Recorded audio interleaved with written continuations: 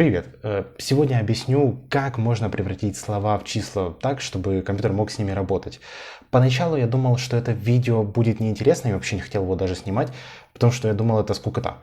Но я постараюсь изложить материал достаточно интересно, чтобы вы как минимум поняли, о чем я сейчас буду говорить, и просто усвоили материал, и на будущее как где-нибудь это вам пригодилось.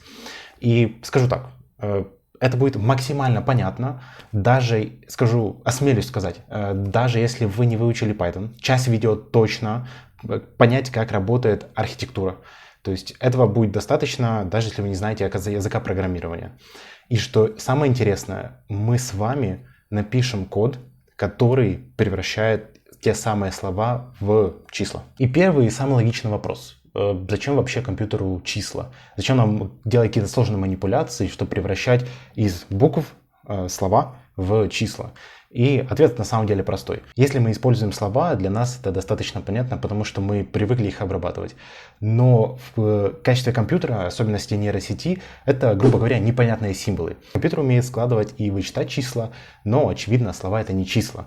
Поэтому мы должны провести определенные математические манипуляции, чтобы между словами в числовом формате компьютер мог находить какие-то сходства. И первый и самый глупый способ, скажем так, это давать каждому слову случайное число. Допустим, у нас есть два предложения. Программирование классное и программирование крутое. И мы можем каждому слову дать рандомное число. Например, программирование 1 и 1 из это 2.9, cool 7.1.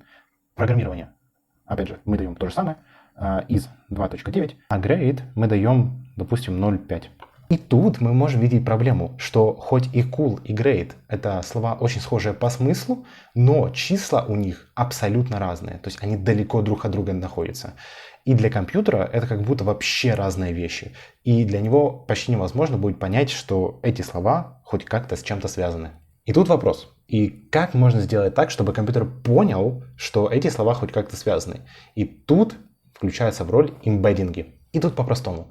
Имбеддинг — это просто набор чисел, которые кодируют слова, чтобы похожие слова по этим значениям находились близко друг к другу. И если мы возьмем вместо 7.1 поставим 0.9 1.1 и вместо 0.5 мы поставим, скажем, 0.95 и 1.2, то мы можем видеть, что у этих слов очень похожие наборы чисел, значит, они связаны по смыслу друг с другом. И тут главный вопрос, как делать вот эти эмбеддинги. Первое, мы должны пропарсить, грубо говоря, всю Википедию, то есть огромное количество текста. Второе, мы должны обучить нейросеть, чтобы она угадывала следующие слова или пары слов по соседям. К примеру, у нас есть такая фраза «программирование классное». Мы даем ей на input программирование, и она должна, скажем, итеративно угадать или выбрать, что наиболее вероятностное следующее слово за ним должно идти классное. И в процессе того, как она учится, она двигает вот эти наборы из чисел для каждого слова так, чтобы в каждой следующей итерации у нее получилось все лучше угадывать следующего соседа. И в результате слова, которые похожи по контексту друг к другу, это там, классное, крутое, они получают плюс-минус похожий набор чисел, то есть имбеддингов. Возьмем простейший пример. Если мы возьмем два предложения, кошка любит молоко и собака любит еду, то по итогу со временем они станут близки друг к другу, потому что эти два, скажем так, сущности, они любят что-то есть, поэтому они схожи по смыслу. Давайте немного углубимся, в чем, собственно, состоит архитектура нейросети для эмбеддингов. В код мы даем какое-то предложение, и это предложение мы разбиваем по словам и помечаем каждое слово как нолик, и одно из них помечаем как единицу. Допустим, 0, 1, 0, 0, 0, 0. И единицей мы помечаем для нейросети, что это слово как раз таки вводное. Нейросеть пытается угадать соседние слова, и какие числа или наборы чисел она им дает, это то, что мы ищем. Это наши эмбеддинги.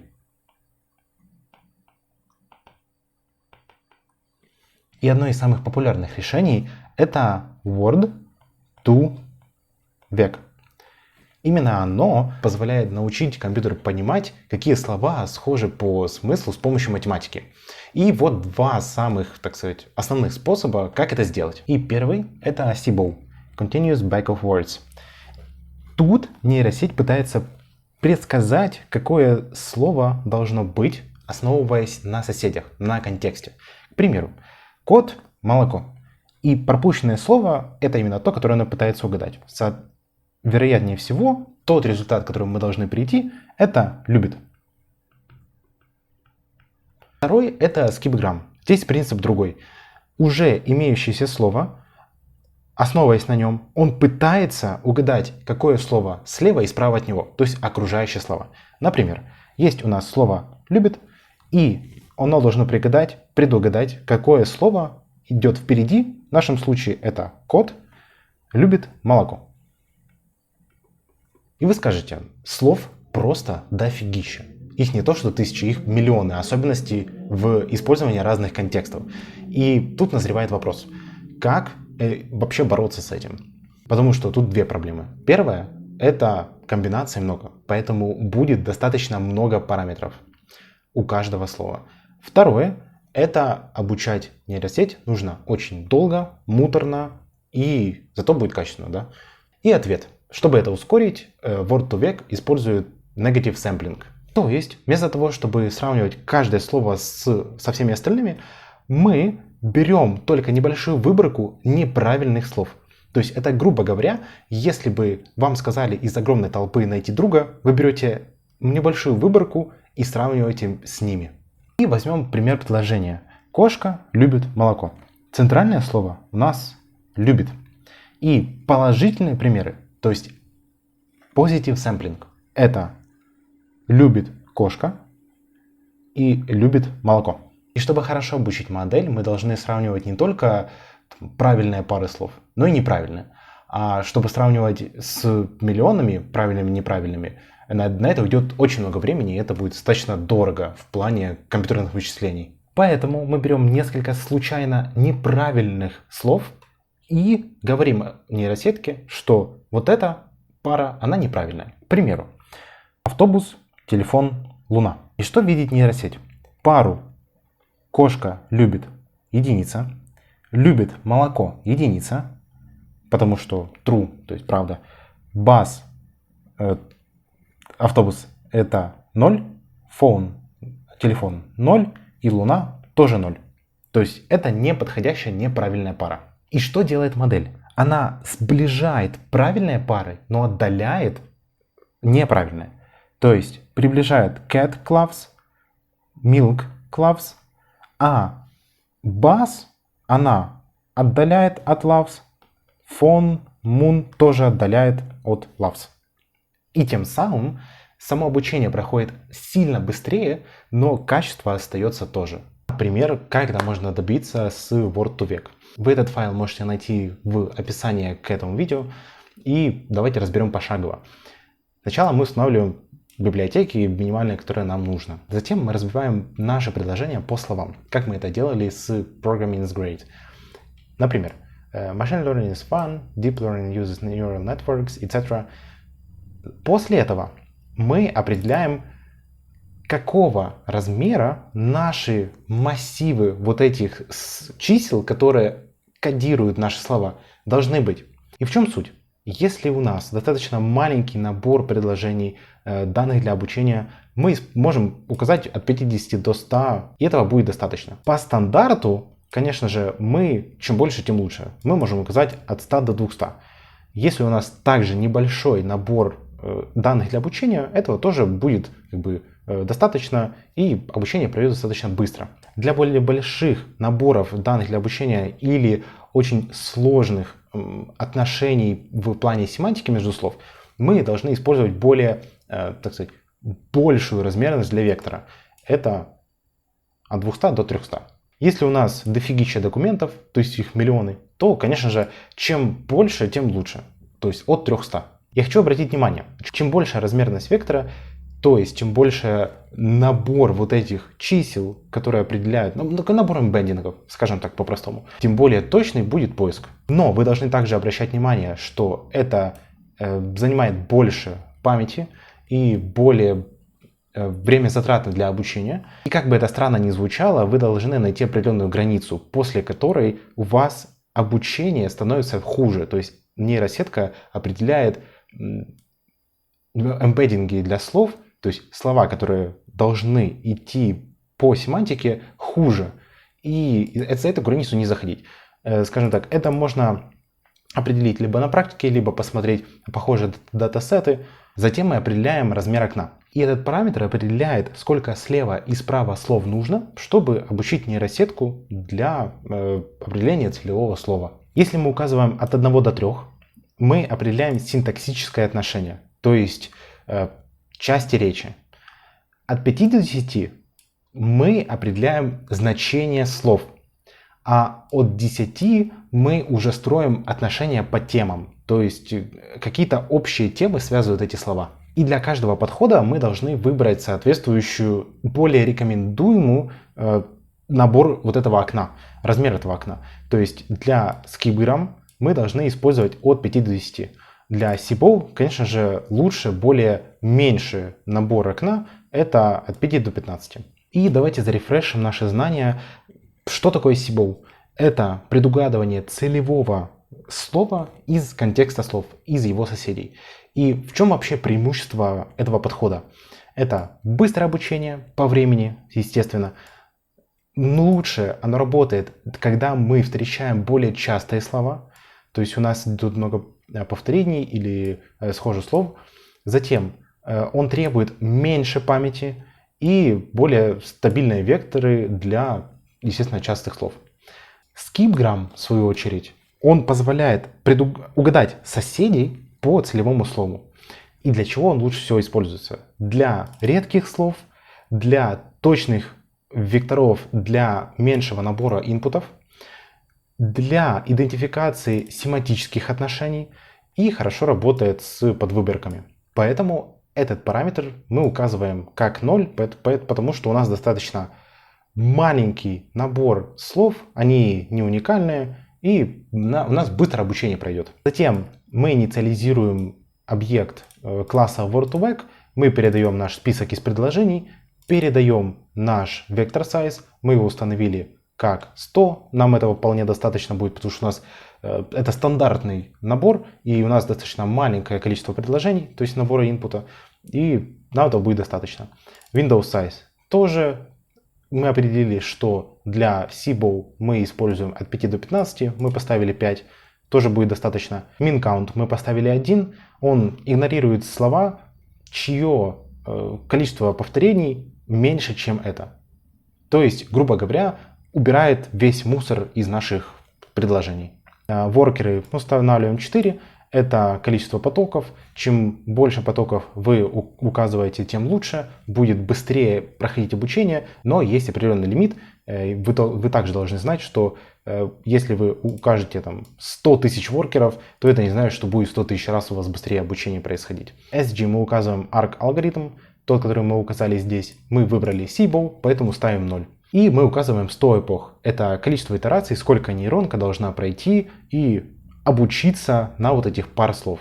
Затем мы сохраняем нашу модель в файлик. Также давайте теперь запустим этот файл и посмотрим, что выдает похожие слова. То есть посмотрим его в деле. Когда мы запустили, мы можем видеть представление в таком виде. То есть мы можем посмотреть, что, допустим, learning связано семантически, скажем так, на основе нашего датасета с challenging, complex, solve. Что у нас еще есть? Natural, language, neural, computer. То есть эти слова лежат близко друг к другу, как и Python algorithms.